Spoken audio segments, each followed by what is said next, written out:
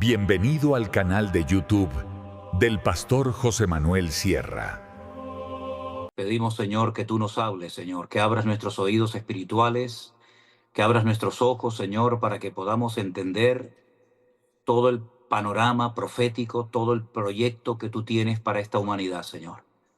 Danos sabiduría, Señor, danos memoria, danos la capacidad de retener, de poder tener presente, Señor, los tiempos en los que estamos viviendo, que son tiempos difíciles, tiempos peligrosos, tiempos donde se van a cumplir profecías que durante siglos han estado ahí esperando su momento, y pedimos en el nombre de Jesús que hoy sea un estudio de bendición para todos los que vamos a estar aquí reunidos y para todos los que después volverán a escuchar o a ver este mensaje, Señor. Ponemos todo este tiempo en tus manos, en el bendito nombre de Jesús. Amén y amén. Mis hermanos queridos, mi propuesta primeramente es que sería buenísimo y tremendamente necesario que ustedes tomaran nota de lo que yo voy a estar explicando. Porque yo he estado 43 años, acabo de sacar la cuenta hace un instante, 43 años estudiando este tema. Y si usted es capaz de retener todo en una hora o tres cuartos de hora o el tiempo que estemos aquí, la verdad es que es para levantarle a usted un monumento. Por lo tanto, mi consejo es que tomen nota, porque lo que no entra aquí, en la cabeza, entra en una libreta, que para eso se inventaron.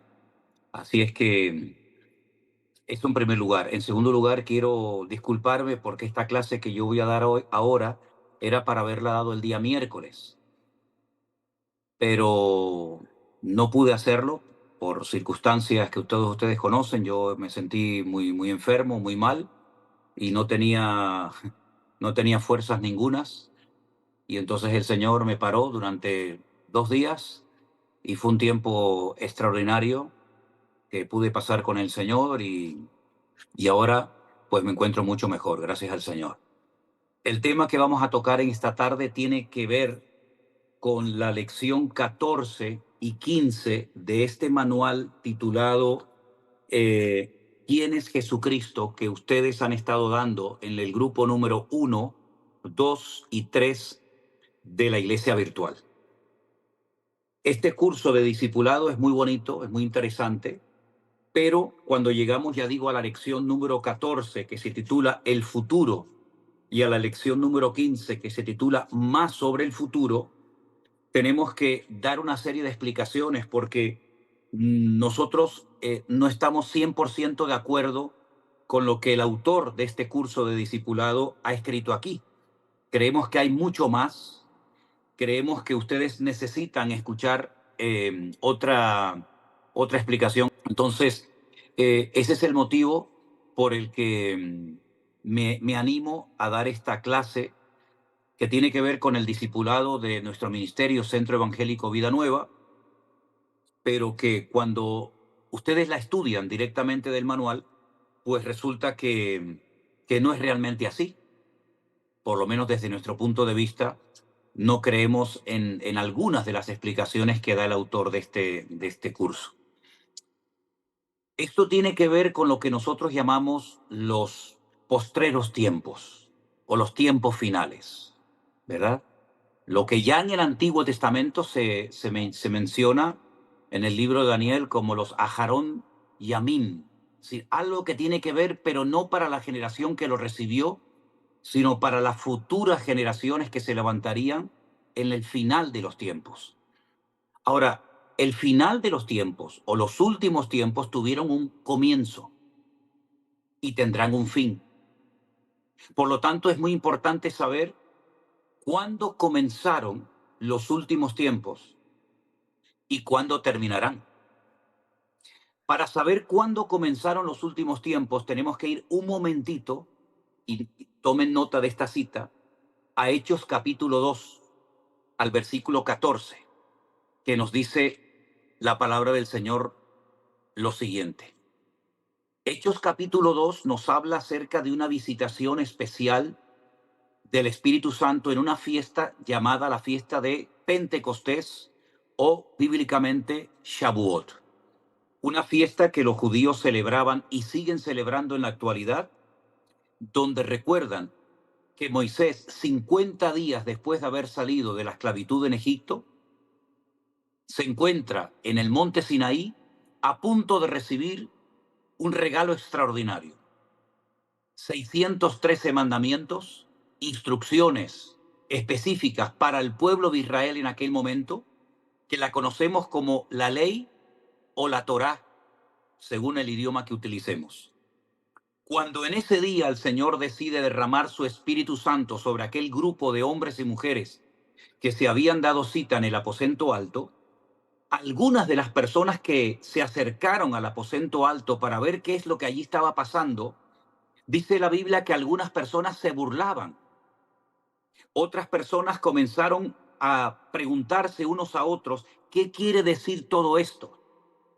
Porque allí había personas de Mesopotamia, de Capadocia, de Ponto, de Asia, de África, de Roma, de Frigia, de Panfilia, de Egipto, países que hoy en día serían Irak, Irán, Turquía, Libia, Grecia, etcétera, etcétera.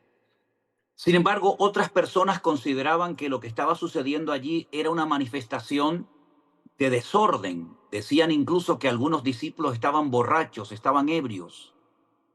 Y entonces Pedro, poniéndose en pie en el versículo 14, Hechos 2:14, dice, entonces Pedro, poniéndose en pie con los 11, alzó la voz y les dijo, varones judíos y todos los que habitáis en Jerusalén, esto os sea notorio y oíd mis palabras, porque estos no están ebrios como vosotros suponéis, puesto que es la hora tercera del día. Esto es lo dicho por el profeta Joel. Es decir, toda manifestación, toda enseñanza, todo lo que se haga en una iglesia o en una vida de un creyente, tiene que tener siempre un aval, un respaldo bíblico. De lo contrario, entramos en el campo, en el terreno del desorden, donde Dios no está ni bendice. Entonces, lo que hace el apóstol Pedro es que recurre a una profecía que se había escrito cientos de años antes del nacimiento del Señor Jesucristo por el profeta Joel. Y él la menciona y dice así, esto es lo dicho por el profeta Joel, verso 7. En los postreros días o en los últimos tiempos, dice Dios, derramaré de mi espíritu sobre toda carne. Vuestros hijos y vuestras hijas profetizarán. Vuestros jóvenes verán visiones, vuestros ancianos soñarán sueños, y sigue dando toda la cita de Joel capítulo 2. Pero fíjense cómo comienza a explicar lo que allí está sucediendo, haciendo referencia a una manifestación, a un cumplimiento profético que se iba a llevar a cabo en los postreros días. Ahí fue cuando comenzaron los últimos tiempos. Algunos piensan que los últimos tiempos comenzaron, por ejemplo, en 1948, cuando el pueblo de Israel retorna de la diáspora después de casi 2000 años. No. Los postreros días, los últimos tiempos, no comenzaron cuando se comenzó a predicar el evangelio en diferentes partes del mundo a través de los discípulos, tampoco. O después de la Segunda Guerra Mundial, tampoco. Según las Sagradas Escrituras, los últimos tiempos, los postreros días comenzaron en el día de que nació la iglesia, cuando el Señor confirma el nacimiento de la iglesia con el derramamiento del Espíritu Santo sobre los que estaban allí. Ahí comenzaron los últimos tiempos y terminarán con el día del Señor, que ya en su momento lo hemos explicado, que tiene que ver con todo lo que tiene que ver con el libro del Apocalipsis y con todas las profecías que aún no se han cumplido referente a esta última etapa de la historia. Ahora, hay un dato muy importante. El pueblo de Israel, porque siempre el punto de partida en muchos aspectos proféticos siempre es el pueblo de Israel, estuvo en Egipto durante 420 años. Todo el mundo sabe eso. Pero lo que todo el mundo no sabe es que durante esos 420 años no siempre fueron tiempos malos, tiempos tristes, de amargura, de esclavitud, no. Solamente 120 años de esos 420 años fueron tiempos de esclavitud. Es decir, que durante mucho tiempo el pueblo de Israel, las 12 tribus de Israel, vivió tranquilamente disfrutando de la vida en Egipto. Pero ¿qué es lo que hicieron los rabinos? ¿Qué es lo que hicieron después de la destrucción del templo de Jerusalén? Los rabinos que tuvieron que reinventar un nuevo judaísmo, porque ya no había sacrificios, ya no había templo, ya no había Sanedrín, ya no había sacerdotes, ya no había fiestas que celebrar en Jerusalén. Ellos lo que hacen, sabiendo lo que voy a explicarles ahora, que la Biblia no es un libro que habla de toda la historia o de todo lo que Dios ha creado, sino es simplemente un principio de otros muchos principios que Dios hizo. Por ejemplo, en nuestras Biblias, en el capítulo 1 del Génesis, versículo 1, dice en el principio. Y da la sensación que cuando leemos en el principio, que ahí es donde comienza todo. No, mis queridos hermanos. Ahí es donde comienza algo que tiene que ver directamente con nosotros.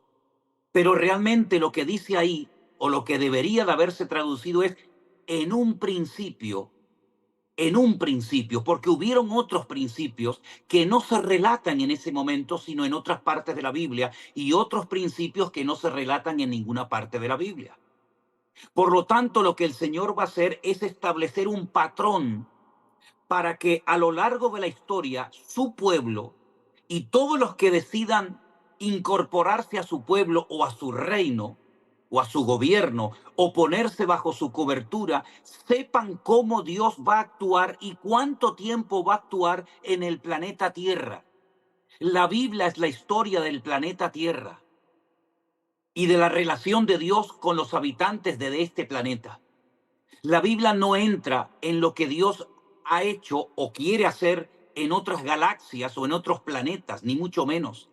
Repito, la Biblia es un libro que habla acerca de la relación de Dios con el hombre en la tierra, no con la relación de Dios con los ángeles en la eternidad o previa a la creación. Por consiguiente, lo que él hace es en periodos de 6 días, descansando el séptimo, mostrarle al hombre que su obra queda finalizada con 6 días. Ahora, el Salmo 90, por primera vez, escrito por Moisés, nos da un dato tremendamente importante acerca de lo que Dios considera un día. Dios considera un día, una etapa, un periodo de 1000 años. Él dice que para el Señor un día es como 1000 años y 1000 años como un día. Por lo tanto, podríamos decir en cierto sentido que lo que el Señor está revelando indirectamente a través de la creación del libro, en el libro del Génesis, capítulo 1 y capítulo 2, es la historia de la humanidad en 6000 años. Repito, no de toda la historia de lo que Dios ha hecho, sino simplemente la historia de lo que Dios iba a hacer a través de sus profetas, a través de los jueces, a través de los reyes y sobre todo a través del Señor Jesucristo. Porque hay un versículo más que os quiero leer antes de seguir con esta explicación. Anótenlo. Hebreos capítulo 1, versículos 1 y 2. Repito, Hebreos capítulo 1, versículos 1 y 2. Y dicen lo siguiente. Dios, habiendo hablado muchas veces y de muchas maneras en otro tiempo a los padres por los profetas, en estos postreros días. Fíjense, otra vez aparece la expresión que aparece en Hechos capítulo 2. En estos postreros días nos ha hablado por el Hijo, a quien ha constituido heredero de todo y por quien asimismo hizo el universo. Es decir, Dios va a hablar a través del Hijo y va a ser la última vez y la forma más importante y directa a través de la cual Dios va a establecer un patrón que nos va a permitir a nosotros, como pueblo de Dios, como conocedores del plan profético de Dios, ver el desarrollo a lo largo de la historia de cómo Dios va a culminar finalmente entronando a su Hijo, gobernando sobre todas las naciones de la tierra y llenándolo de gloria y de honra por la eternidad para que todos reconozcan que Él es, junto con el Padre, el co-creador del universo y de todo lo que existe, y para que todos terminen dándole toda la honra y toda la gloria al que Él ha escogido, al que Él señaló desde la eternidad y que volvió a recordar el día del bautismo diciendo, este es mi Hijo amado, en el cual tengo toda complacencia, en el cual deposito toda mi confianza, la deposito en Él. ¿Qué fue lo que hicieron los rabinos? Desde el momento de la creación, o mejor dicho, desde el momento de la creación de Adán y de Eva, comienza la cuenta atrás. Y ellos dicen que en este momento estamos en el año 5795.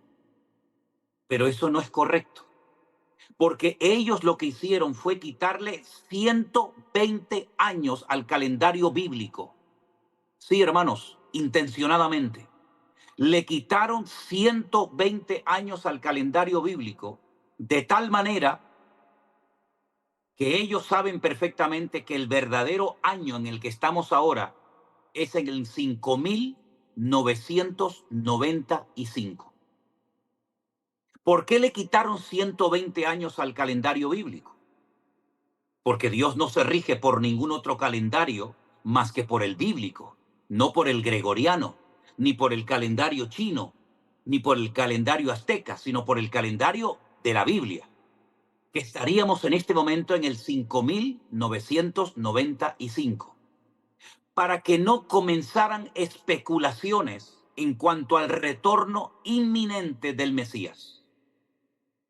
Porque la Biblia nos enseña que en 6 días finaliza su obra y al séptimo día, que son 1000 años, vendría el reposo de la tierra, que se conoce como el milenio o el Shabbat, donde Cristo viene a reinar sobre todas las naciones de la tierra desde la ciudad de Jerusalén. Por lo tanto, estamos en la recta final de los tiempos. Nosotros tenemos que partir de la base de que las características, las condiciones que se van a dar en estos próximos años delante de nuestras narices van a ser, número uno, la multiplicación de la maldad. Pero la multiplicación de la maldad de tal envergadura que va a producir algo que la maldad pocas veces ha producido en la iglesia.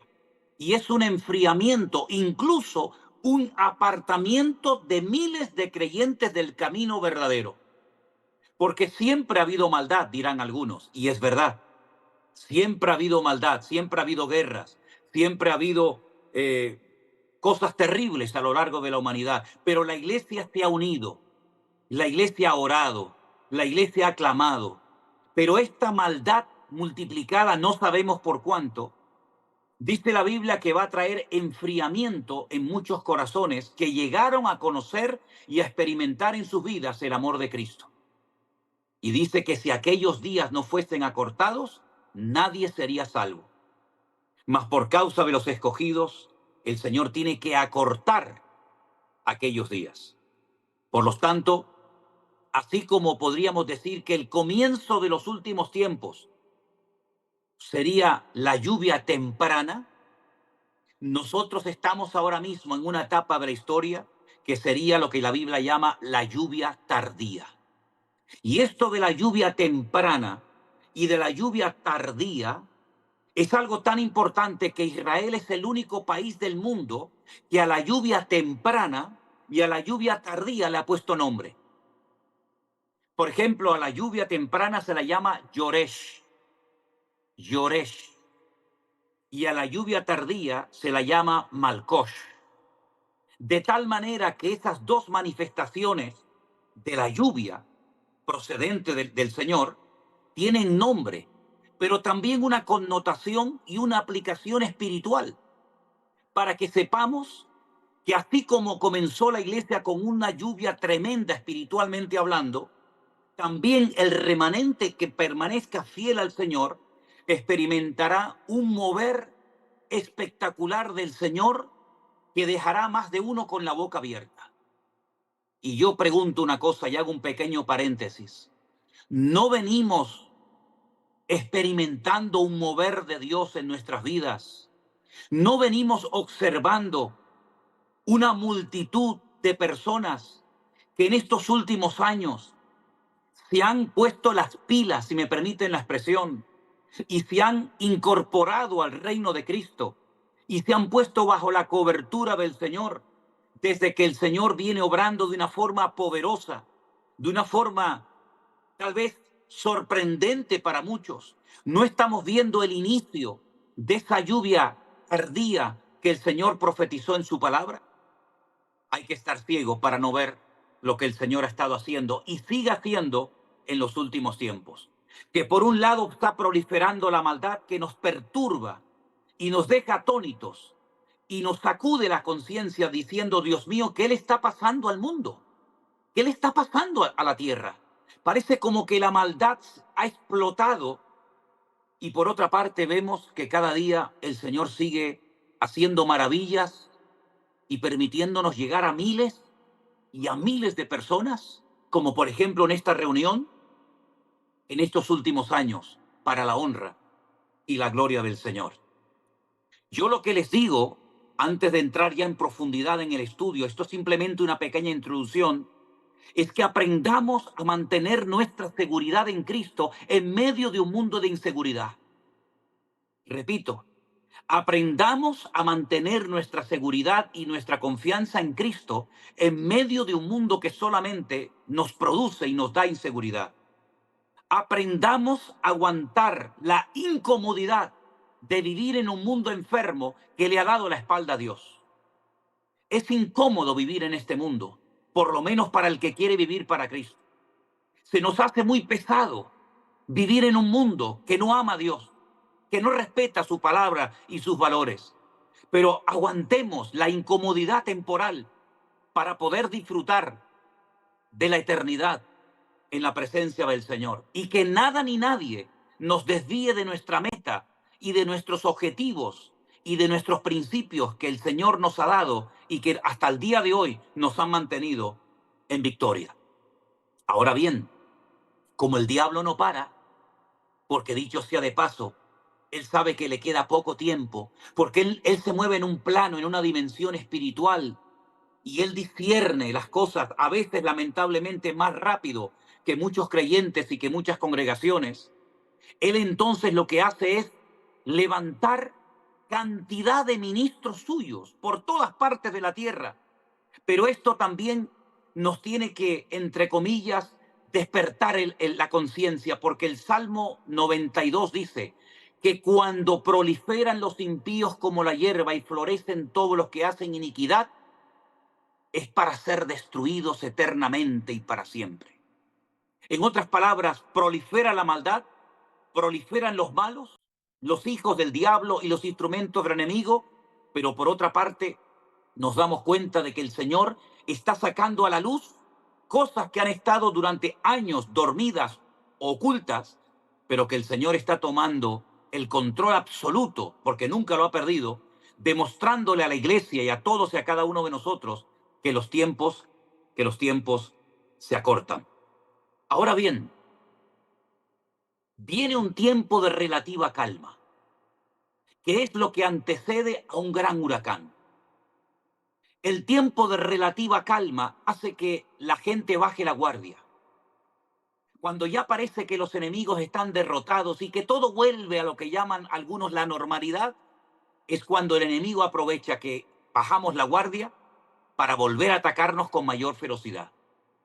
Por eso no nos dejemos engañar por estas victorias temporales que va obteniendo el pueblo de Israel, por ejemplo, porque llegará el momento que esta victoria temporal o esta calma efímera y pasajera se convertirá en una auténtica tortura.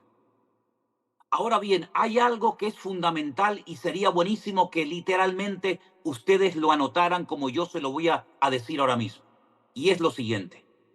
Hay que recordar lo que ya ha sido interpretado en la Biblia. Repito, hay que recordar lo que ya ha sido interpretado en la Biblia, porque siempre, salvo alguna excepción, siempre significa lo mismo en cualquier libro al que vayas a estudiar.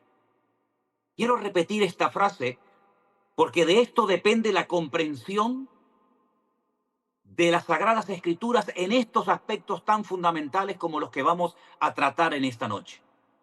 Tienes que recordar lo que la Biblia ya ha interpretado, porque salvo raras excepciones, siempre significa lo mismo, vayas al libro que vayas, sea Antiguo Testamento, sea Nuevo Testamento o lo que sea. Y voy a ponerles un pequeño ejemplo y seguimos avanzando. Apocalipsis capítulo 17, versículo 15. Y quédense con esta explicación porque te va a venir muy bien para poder entender el capítulo que hoy vamos a estudiar. La explicación se encuentra en Apocalipsis capítulo 17, el versículo 15. Presten atención a este texto. Dice así la palabra del Señor. Y hago propaganda de la tacita de vida nueva. Me dijo también el Señor, las aguas que has visto, escuchen, las aguas que has visto, donde la ramera se sienta. ¿Cómo se puede sentar una persona sobre agua? Es que no son aguas. Las aguas donde la ramera se sienta son pueblos, muchedumbres, naciones y lenguas. Por eso la ramera, de la cual hablaremos en su momento, no hoy, se puede sentar y no ahogarse, no hundirse, porque no se está poniendo encima de aguas que se hundiría, sino se está posicionando encima de pueblos, de naciones, de personas, de culturas, etcétera, etcétera. Entonces, quédense con esa explicación, porque entendiendo lo que significan en el libro de Apocalipsis las aguas, cuando vayamos ahora al capítulo que vamos a estudiar, vas a entenderlo mucho mejor porque ya tienes la explicación. Ahora bien, ahondando un poco más en la maldad de los hombres de los últimos tiempos. Todavía no hemos entrado en el capítulo que vamos a estudiar esta noche. Ya vamos. Dicen, no sé si ya se ha aprobado, los hermanos que viven en Estados Unidos me lo podrán confirmar o no. Por lo menos ya la propuesta se ha hecho. Dicen que en California quieren proponer una ley donde la gente en estas próximas elecciones pueda ir a votar sin necesidad de identificarse, sin necesidad de decir, este es mi ID, mi documento de identidad, y por lo tanto yo soy fulanito de tal y puedo votar. Si esta ley se aprueba, no sé si la han aprobado o no, por lo menos ya se ha propuesto, ya se ha sugerido, significa que podrán votar muchas personas que no son ciudadanos, que no están registrados, sino que les conviene votar por ciertas personas o partidos para que puedan vivir del cuento y puedan permanecer, por lo menos en teoría, en un territorio que de otra manera no podrían estar ni un minuto de su vida. Fíjate hasta dónde llega el pensamiento de la maldad del ser humano. Eso ya pasó en España. Eso ya pasó en España. No es un invento americano.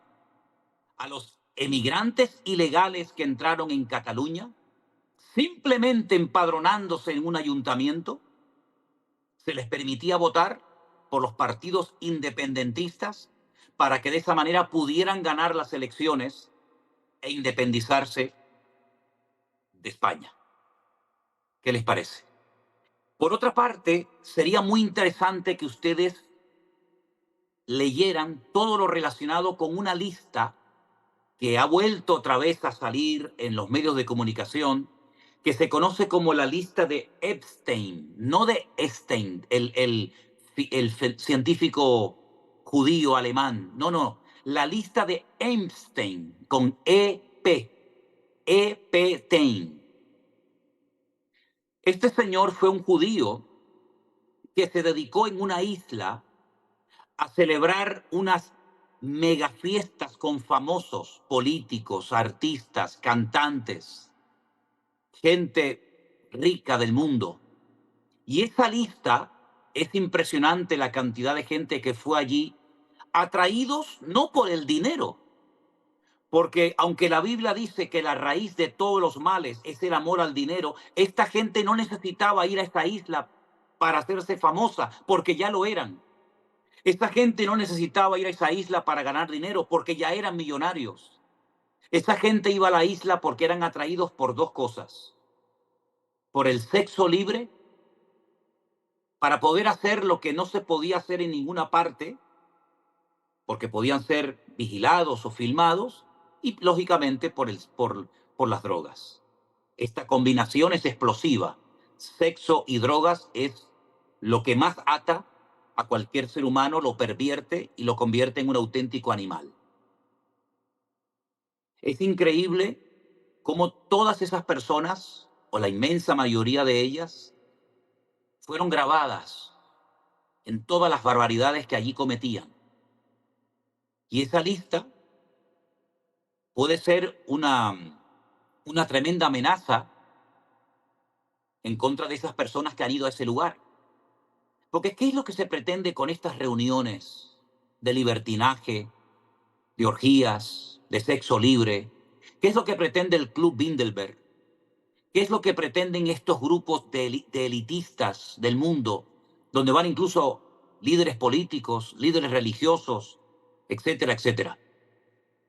La creación de un nuevo sistema mundial, dirigido por un personaje siniestro con unas capacidades espirituales e intelectuales fuera de lo común, que nosotros vulgarmente lo llamamos el anticristo o el antimesías, del cual habla muchísimo la Biblia. Yo le decía hoy a Elena, y tengo esa sensación, yo sé que la Biblia no se puede interpretar por sensaciones.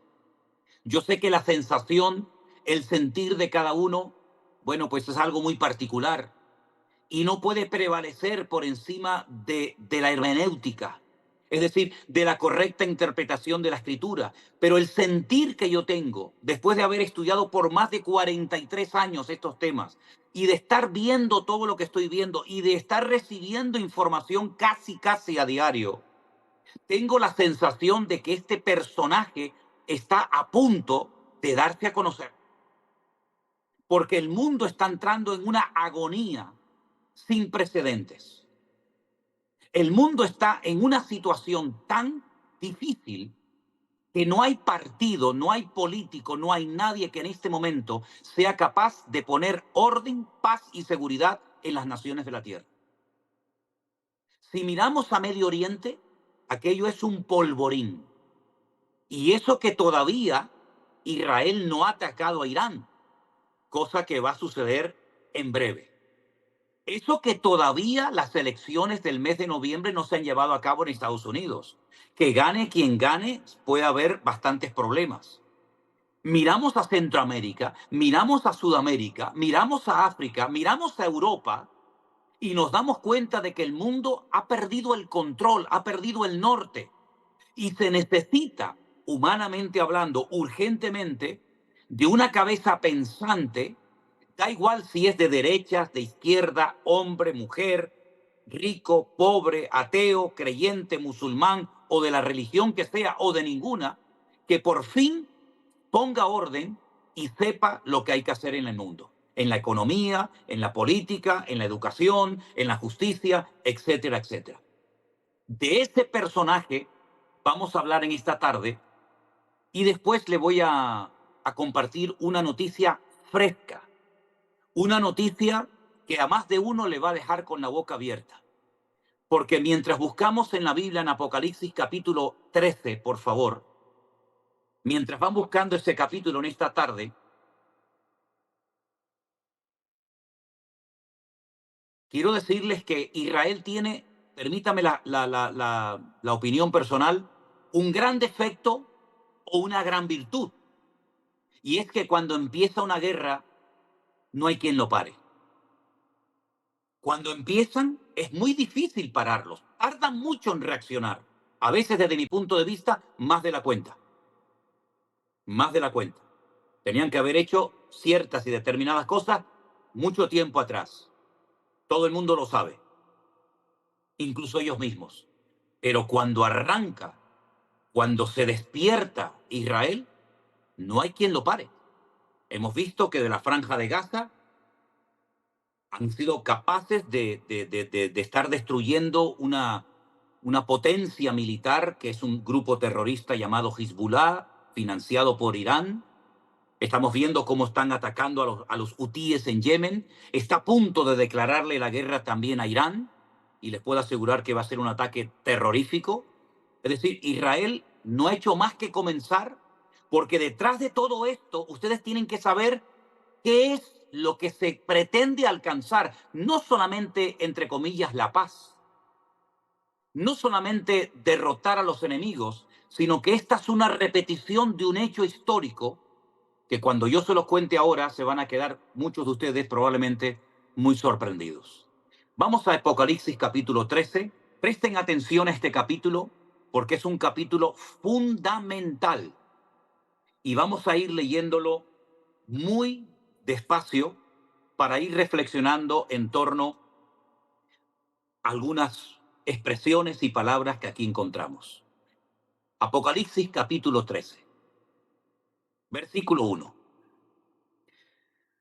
Me paré sobre la arena del mar y vi subir del mar una bestia que tenía 7 cabezas, 10 cuernos y en sus cuernos 10 diademas y sobre sus cabezas un nombre blasfemo. ¿Se acuerdan cuando leímos Apocalipsis 17:15? ¿Qué les dije a ustedes que son las aguas? Las aguas son pueblos, muchedumbres, naciones y lenguas. Esa interpretación la da la Biblia y es el patrón que nos va a servir para poder interpretar parte de este versículo. Me paré sobre las naciones de la tierra, me paré sobre los pueblos, sobre los muchedumbres de la tierra. Ahora, este texto da la impresión que el que se para es Juan, y es que no se ha traducido correctamente. Yo sé que los venezolanos, cuando le quieren decir a una persona que se pongan de pie, utilizan una mala expresión y le dicen, párete, párese. Y cuando tú le dices a un niño en Venezuela, párese, el niño se pone de pie. ¿No es así, Vanessa? Sin embargo, cuando usted le dice a una persona en España, párese, se queda quieto. Y es que pararse no es levantarse. Pararse es quedarse quieto. Y lo que dice el texto es que esta bestia se paró. No es que se levantó. No es Juan el que se está parando. Es la bestia la que se detiene, la que se pone quieta, la que se para sobre la arena del mar. En otras palabras, él sabe que tiene que hacer una serie de cosas, pero hay un momento en que se detiene. Hay un momento en el que se para, no avanza. Se para sobre la arena del mar para que la veamos, para que la contemplemos. Porque si se levanta y sale corriendo, no vamos a percatarnos de muchos detalles. Pero en esta ocasión es como que se detiene el play. Saben que estamos viendo una película, ¡pam! Usted le da pausa y entonces se queda la imagen fija. Ahora se ha parado la imagen, hermanos. Ahora el tráiler se ha quedado en pausa. Y entonces observe los detalles tremendamente significativos de este personaje. Se detiene la bestia sobre las naciones de la tierra, porque sube de entre las naciones de la tierra, y resulta que observamos que tiene 7 cabezas. Por supuesto es algo metafórico, pero hay que saber lo que significa esto. Tiene 10 cuernos y fíjese dónde lleva los adornos. En, las, en los cuernos. Y sobre una de sus cabezas tiene un nombre blasfemo. Si usted es observador, y yo sé que aquí hay hoy muchas mujeres, y las mujeres generalmente, hay excepciones, son muy observadoras, yo les voy a pedir a ustedes que hagan un pequeño esfuerzo ahora, como esos juegos que hay, saben que hay como 2 dibujos y dice, encuentra las 10 diferencias. ¿Lo habéis visto? Ahora encuentren las diferencias entre el 12.3 y el 13.1.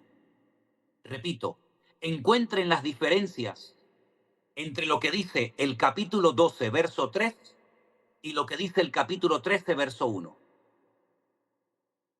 Porque el capítulo 12, verso 3 dice, se apareció otra señal en el cielo, que era un gran dragón, escarlata, que tenía 7 cabezas y 10 cuernos, y en sus cabezas 7 diademas. Primera diferencia, el color. El color escarlata no aparece en la bestia de Apocalipsis 13.1. ¿Se dan cuenta, hermanas? Ese color no aparece. Otra cosa que tiene igual, el dragón. El dragón es el diablo, la serpiente antigua, Satanás. Otra similitud que tiene Satanás con esta bestia es que tiene igual 7 cabezas. Y también otra similitud es que tiene 10 cuernos. Pero mi pregunta es, ¿el dragón dónde tiene los adornos? ¿En las cabezas o en los cuernos? Dice que en sus cabezas tiene 7 diademas. En las cabezas. Pero si usted vuelve a leer Apocalipsis 13.1, dice que es verdad, tiene 7 cabezas, tiene 10 cuernos, pero resulta que tiene 10 diademas, no 7, 10 diademas, 10 premios, 10 reconocimientos, no a las cabezas, perdón, no a las cabezas, sino a los cuernos. Las cabezas son imperios. Anote eso, hermana. Anote eso, mi querido hermano. Las cabezas son imperios. Los cuernos son naciones. Anótelo. Los 7 imperios que a lo largo de la historia tuvieron que ver con la historia, con el desarrollo, con la formación, con los ataques que ha recibido el pueblo de Israel. Uno de ellos, Asiria, Egipto, Babilonia, los medos persas, los griegos, los romanos y, por supuesto, también el anticristo. Esos son los imperios que han tenido que ver a lo largo de la historia con la historia del pueblo de Israel. Usted me dirá, bueno, ¿y el imperio maya, el azteca, el inca? ¿No figuran en la Biblia? Los chinos, no, tampoco. Son 7 imperios que han pasado a la historia, pero queda el último, la famosa bestia, con 10 cuernos, que son naciones que de una manera especial van a apoyar al surgimiento, al levantamiento de este personaje siniestro, que aquí Juan lo llama la bestia. En otro capítulo, en otro pasaje lo llama el anticristo. Pablo lo llama, por ejemplo, el inicuo, el hombre de pecado, el hijo de perdición. En Daniel se le llama el cuerno pequeño. Estamos hablando de la misma figura, estamos hablando de la misma persona, pero con diferentes nombres. Ahora, miremos las características que va a tener este personaje político que aparecerá, que se manifestará al mundo en los últimos tiempos. Tomemos nota de los datos que se nos da, se vuelve a poner la pausa en la historia para que observemos a quién se parece. Versículo 2. La bestia o la persona que vi se parecía, era semejante a un leopardo. Ahora, para nosotros la palabra semejante nos suena al día de la creación del hombre, de Adán y Eva, porque dice la Biblia que el hombre, aunque no era un pequeño diosecito, no era un dios en miniatura, era lo más semejante al Creador. No en aspecto físico, sino en aspecto espiritual. El hombre fue creado a imagen y semejanza de su Creador. El anticristo se parece a un leopardo. Ahora vamos a definir eso. Pero sus pies, que es lo que nos mueve de un lugar a otro, dice la Biblia, benditos o cuán hermosos son los pies de los que anuncian el Evangelio, ¿verdad? Porque los pies es lo que nos traslada de un lugar a otro. Son como de oso. Pero su boca, la forma como habla, es como la boca de un león. Y hay un dato más muy importante. El versículo termina diciendo que el dragón, en el capítulo 12 dice que el dragón es, según el verso 9, la serpiente antigua, el diablo, Satanás. El dragón le dio tres cosas. Le dio poder, le dio trono y le dio autoridad. Una sede de gobierno implica la palabra trono. Le dio poder, poder militar, poder político, poder espiritual, y le dio autoridad. En estos dos versículos tenemos una información tremendamente interesante y amplia de cómo va a ser el personaje que se va a presentar. Ahora, para poder entender el versículo 2, donde aparecen varios animales, como por ejemplo el leopardo, el oso y el león, ustedes tienen que leer sí o sí el capítulo 7 del libro del profeta Daniel. Léanlo, por favor. Porque el mismo capítulo 7 dice de quién se trata el leopardo, el oso y el león. Aunque no están en el Apocalipsis en orden, pero en el libro de Daniel capítulo 7, Daniel vio a una serie de animales que representan a pueblos, representan a países, representan a imperios. Y por ejemplo, usted tiene que anotar ahora, que está tomando nota en esta clase de escatología, que el leopardo es Grecia. Grecia. La única diferencia es que en Daniel capítulo 7 el leopardo aparece con 4 cabezas y aquí simplemente se menciona leopardo. Pero sabemos que el leopardo representa al estilo de vida de los griegos. Ahora hablaremos un poco de ellos.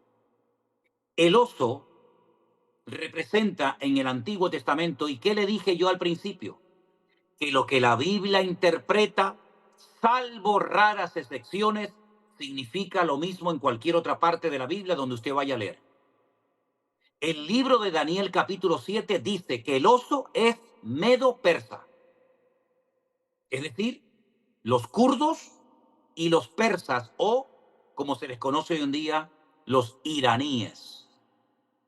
Los kurdos, un pueblo que en la actualidad no tiene tierra, pero que pelea por tener un territorio, que han sido muy castigados a lo largo de la historia, y los persas, que odian a Israel y que le han jurado su destrucción, y que ya han atacado a Israel. Precisamente atacaron a Israel, fíjense qué significativo, el mismo día que los judíos se rebelaron en el gueto de Varsovia, en la Segunda Guerra Mundial. El mismo día, en el mes de abril de este año.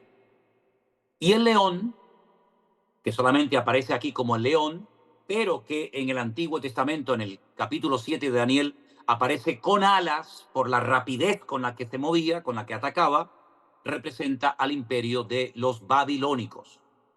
Entonces tenemos que este personaje llamado el anticristo, o aquí la bestia, se va a parecer a un leopardo, a un griego, que le daba una importancia tremenda al aspecto físico, a la intelectualidad, a la filosofía, al deporte, al hedonismo, a todo lo que tiene que ver con aparentar y figurar.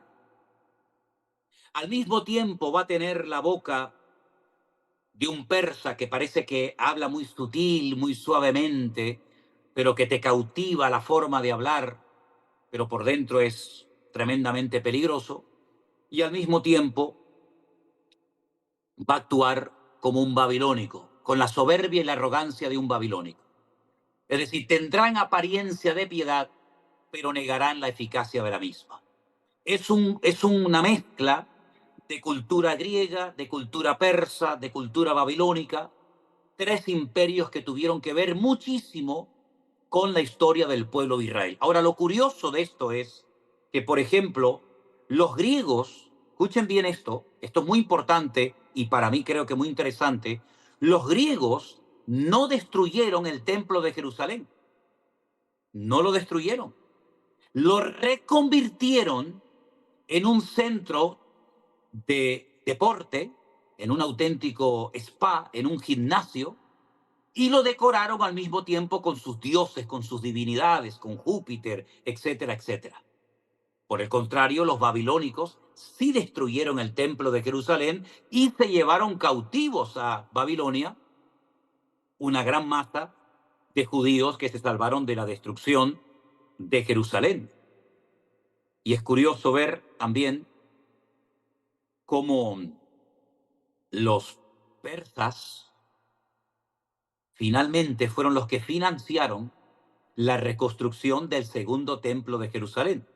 Por una parte los atacan y después por otra parte financian a través de Ciro, que era un persa, la reconstrucción del segundo templo de Jerusalén. Es decir, tenemos ante nosotros a un personaje siniestro cuya personalidad nos está definiendo claramente la Biblia por nombres de animales que, sabiendo qué animales representan, podemos saber en todo momento cómo se va a comportar este personaje en los últimos tiempos. Ahora, hagamos una pausa antes de avanzar.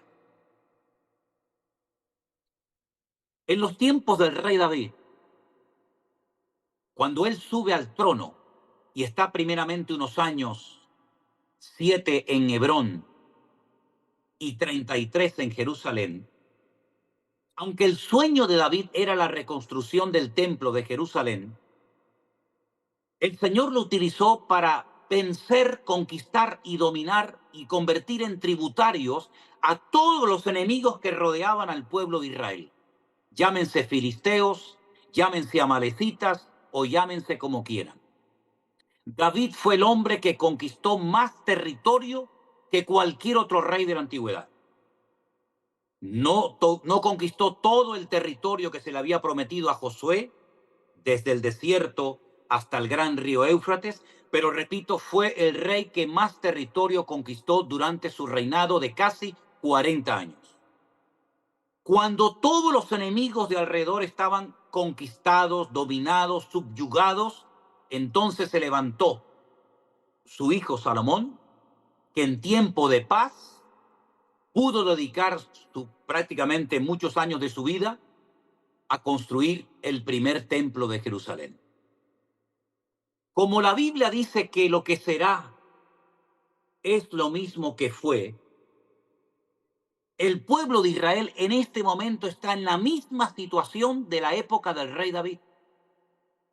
Por eso los judíos dicen que vendrán dos Mesías. ¿A qué no había oído nunca eso muchos de ustedes? No uno, dos Mesías. David ben Yosef, uno que es hijo de David y uno que es hijo de Yosef. Un Mesías que viene a conquistar a los enemigos y otro Mesías que viene a reconstruir el reino, a implantar la monarquía y a reconstruir el templo. ¿Qué le parece?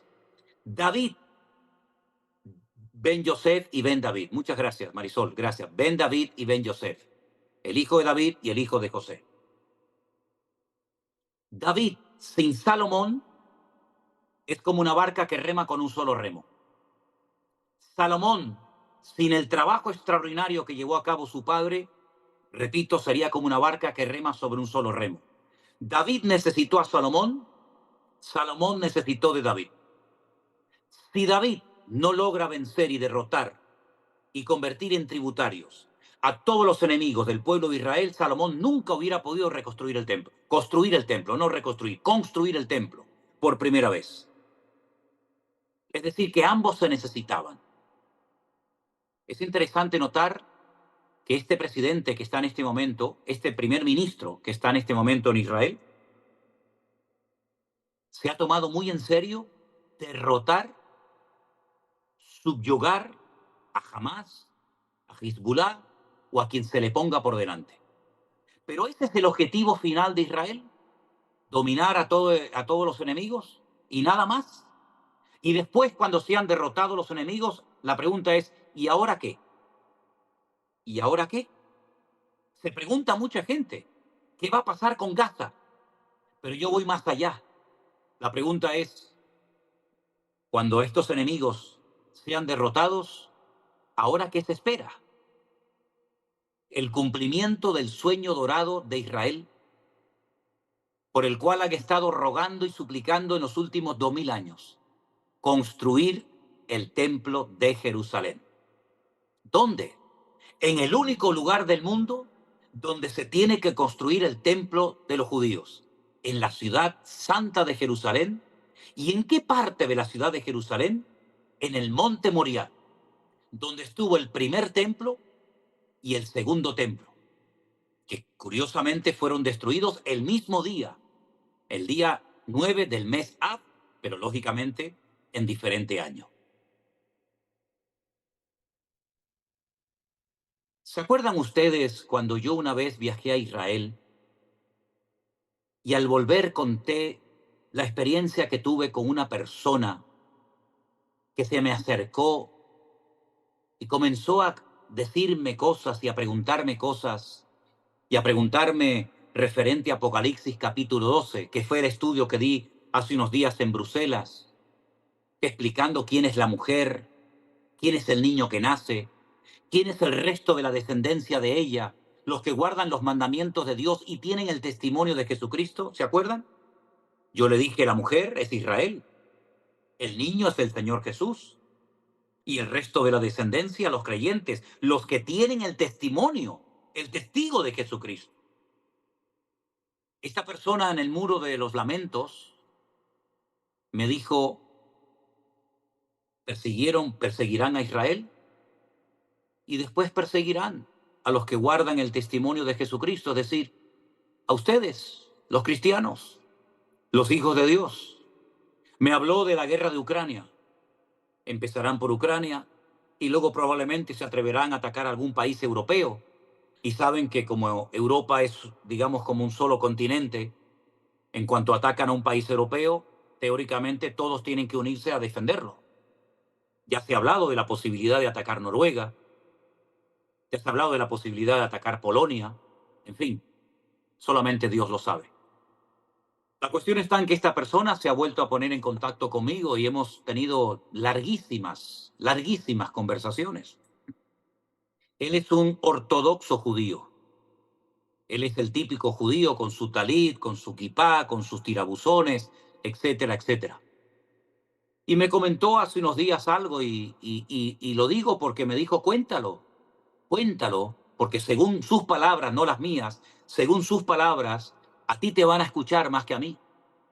Y tú tienes la posibilidad de hablar a miles de personas, que yo no tengo esa posibilidad. Así que creo que el Señor te ha, te ha escogido para esta hora. Así que habla y no calles. Y por eso me atrevo a decirlo.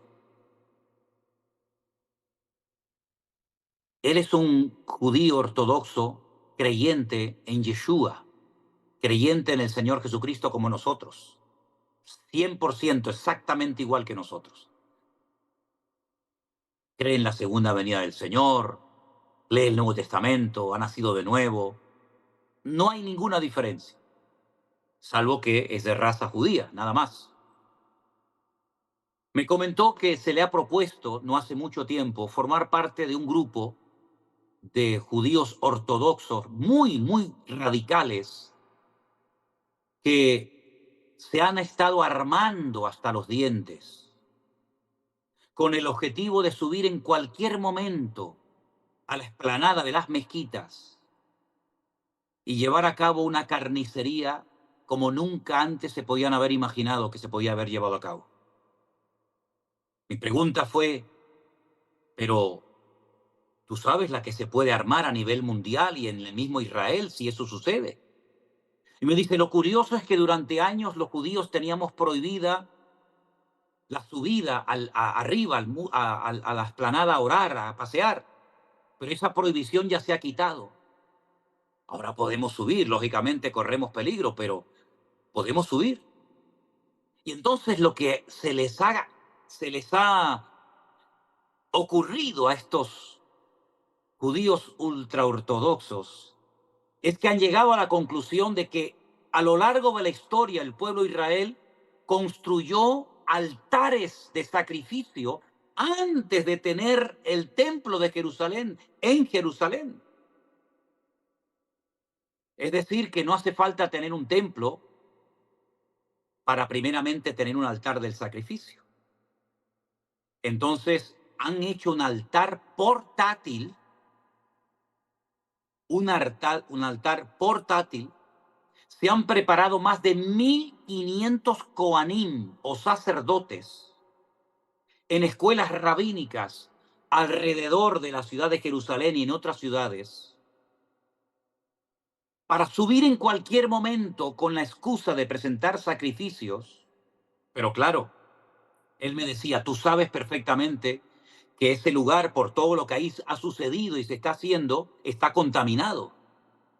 Entonces hace falta hacer el sacrificio de lo que en hebreo se conoce como la pará adumá, el sacrificio de la vaca roja, que es nada más que sacrificar sobre el altar una vaca que tiene todos los pelos de su cuerpo de color rojo, no hay ninguno blanco, ninguno negro, ninguno de otro color, para que esa vaca, digamos, perfecta, sea sacrificada, sea quemada por entero sobre el altar y con las cenizas de esa vaca se rocíe sobre aquel lugar y se purifique de esa manera ese lugar que según ellos ha quedado contaminado.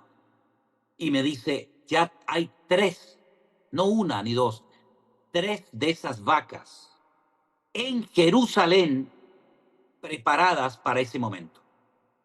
Están más de 1.000 sacerdotes preparados.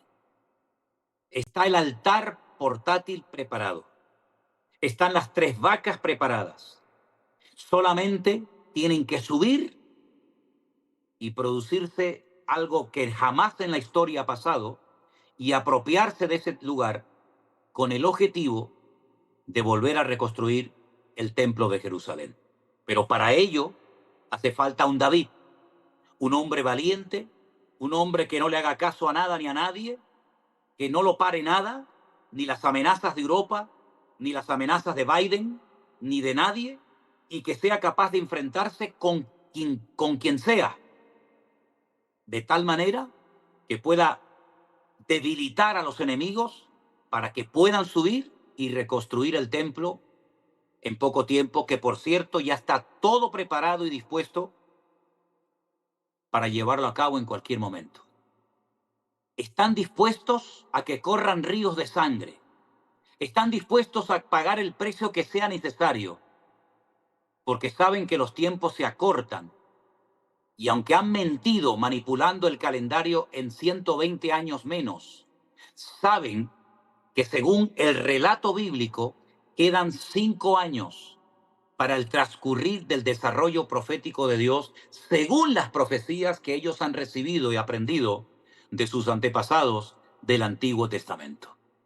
Es decir, estamos en un momento de la historia tan trascendental que muchos creyentes no son conscientes de que queda poco tiempo para que lo que hemos leído y predicado durante, yo personalmente, 43 años de mi vida, que se dice pronto, veamos cómo por fin comienzan a cumplirse cosas que eran un sueño, que eran algo impensable, pero que hoy en día son totalmente posibles.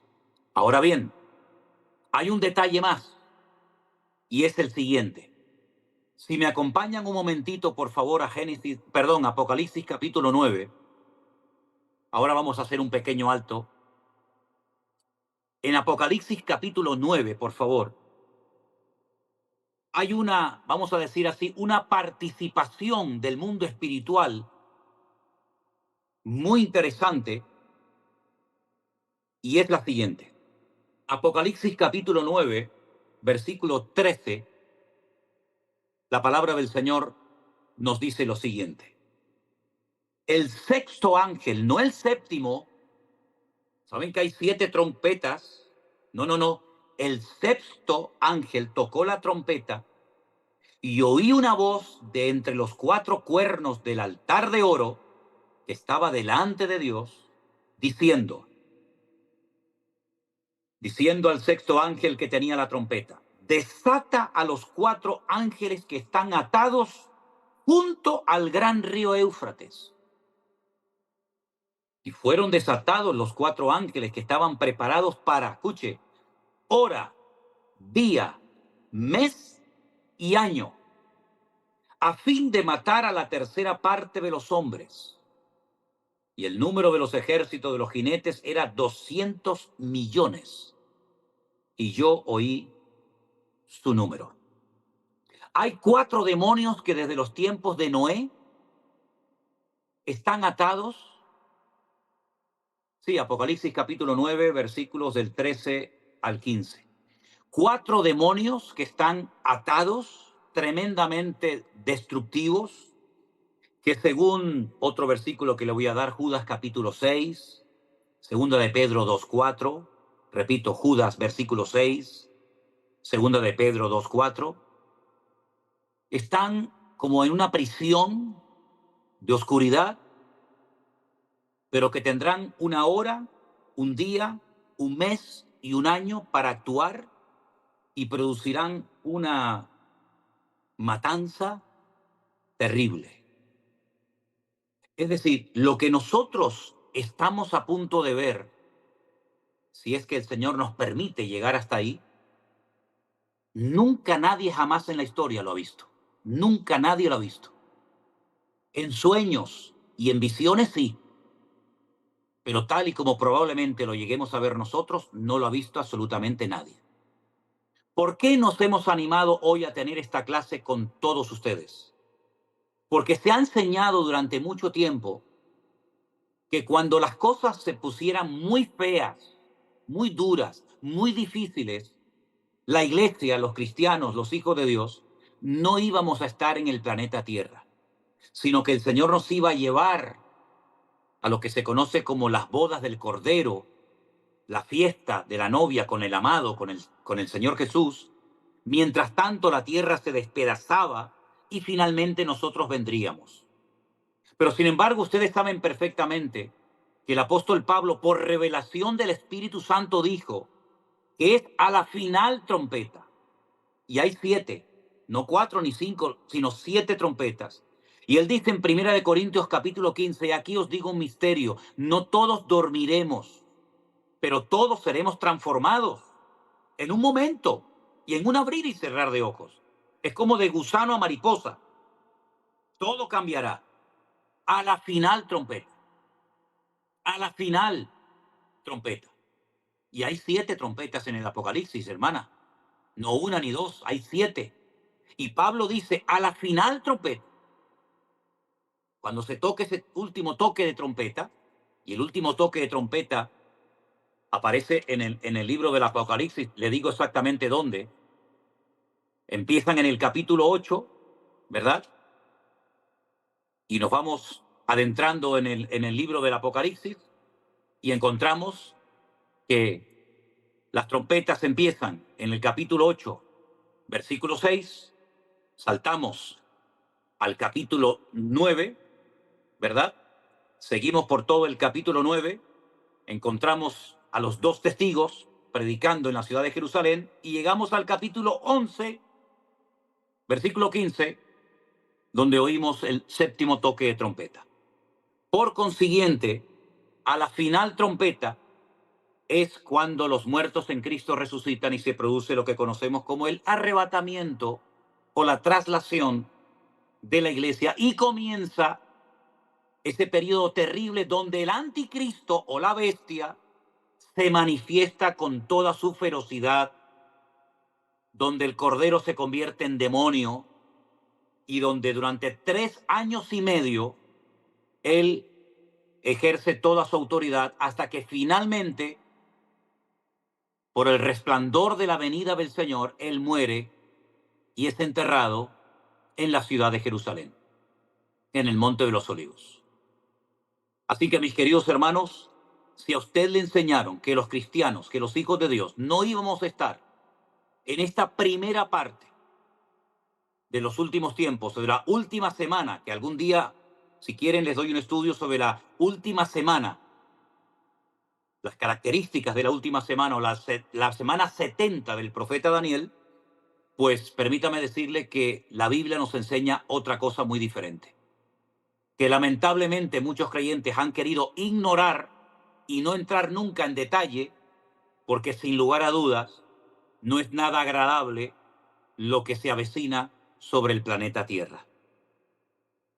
Este hermano que me hablaba desde Jerusalén me decía que ellos se están preparando, guardando alimentos, guardando grandes cantidades de agua,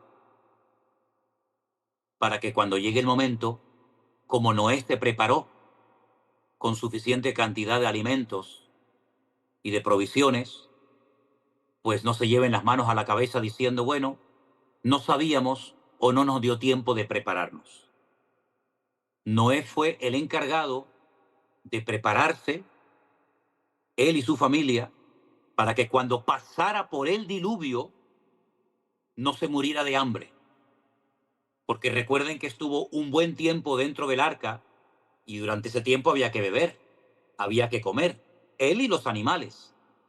Así que el arca no solamente era para salvarse del agua, sino para almacenar suficiente cantidad de alimentos para que cuando comenzara a llover con la intensidad con la que comenzó en los días del diluvio, estuvieran preparados y no se murieran ni de sed ni de hambre él y su familia. Por lo tanto, no sería nada imprudente, no sería nada incoherente que nosotros en un momento determinado, pues comenzáramos a tomar a ciertas y determinadas medidas y nos diéramos cuenta de que este mundo en una hora o en menos puede cambiar completamente. De hecho, por ejemplo, los hermanos en Estados Unidos saben perfectamente que un huracán le puede cambiar la vida a una persona en décimas de segundos. Y hace poco han vivido no uno, sino dos. Por lo tanto, mis queridos hermanos, todo esto que está sucediendo es un anticipo de lo que se avecina.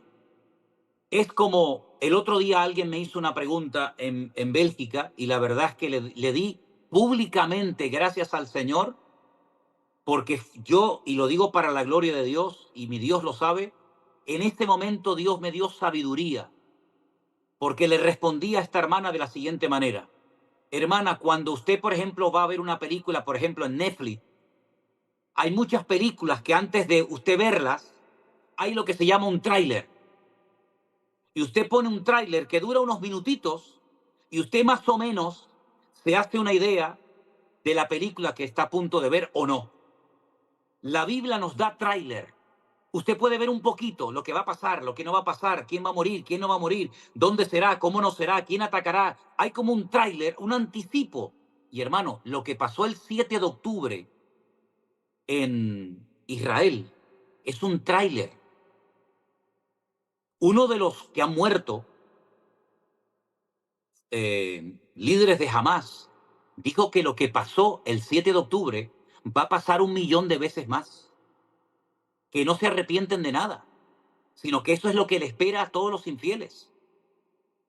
Por lo tanto, estamos viendo trailers de una película de 7 años, o si lo prefiere, de 3 años y medio, terrible, pero estamos viendo anticipos de lo que le espera a la humanidad.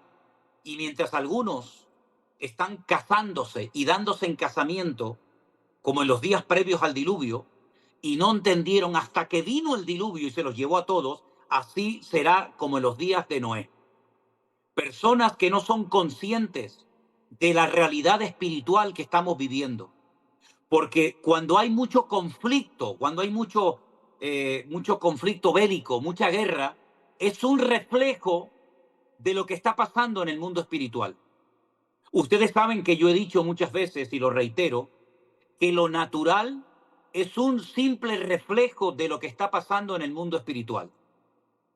Es decir, usted observa a cualquier punto de la tierra y lo que está pasando es un conflicto espiritual que se refleja en lo natural, como cuando usted pone su mano y se refleja su sombra. La sombra no es su realidad, la realidad es su mano, pero la sombra habla de una realidad. Por lo tanto, nosotros vivimos en un mundo de sombra, vivimos en un mundo material, pero no se olvide que el mundo espiritual es aún más real y existió antes del mundo en el cual nosotros vivimos hoy en día.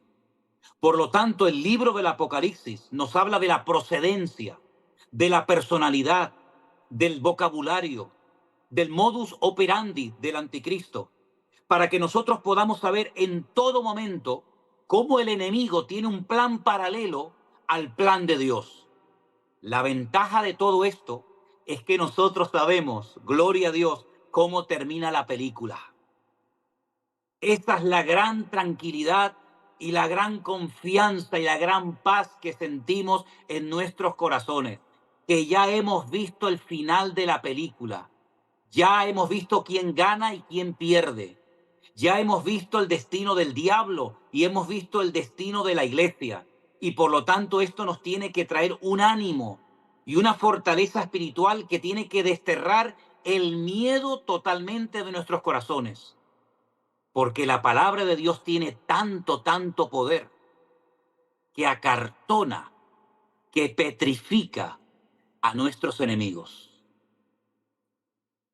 Y podría contarles algunas experiencias, pero la palabra de Dios es tan poderosa que si en algún momento de la historia la iglesia ha necesitado refugiarse, sumergirse, meterse en la palabra, es ahora. Por eso es el sistema que están utilizando los 66 millones de musulmanes en Europa. Sembrar dudas en cuanto a textos de la Biblia que no están muy claros o que aparentemente presentan contradicción. Ellos no van directamente a hablarte del Corán. Ellos no van directamente a hablarte de Mahoma o del Islam. Ellos comienzan a decir, ¿sí? ¿Eres cristiano? ¿Y por qué la Biblia en Mateo dice una cosa y en Juan dice otra? ¿O en Daniel dice esto y en Apocalipsis dice otra? Ellos están dedicando cada año más dinero en preparar misioneros que cualquier otra religión del mundo. Porque ellos saben perfectamente lo que dice la Biblia, lo que dice el Corán, y por eso atacan con la duda, sembrando duda. El mismo sistema que Satanás le metió a Eva en el jardín del Edén cuando le dijo, no morirás, Dios te ha mentido, no es verdad lo que Dios te dijo. Le sembró la duda le entró la tentación y ya todos conocemos el resto de la historia. Hermanos queridos, tenemos que estar preparados, velad y orad para que estas cosas no nos sorprendan como ladrones en la noche. Gracias, Señor. Padre, en el nombre de Jesús te damos gracias, Señor, por este tiempo, Señor, un tiempo marcado por ti, Dios mío. Aleluya, Oramos, gracias. Señor, que en este tiempo final haya un mayor derramamiento de tu Santo y Amén. Divino Sí, Espíritu y sí, que el sí. fuego de Dios arda en cada uno de nuestros corazones. Amén. Padre, te lo pedimos en el nombre de Jesús de Nazaret y te damos gracias, Señor, por este tiempo. A ti damos la gloria en el nombre de Jesús. Amén. Amén. Amén. Gloria a Dios.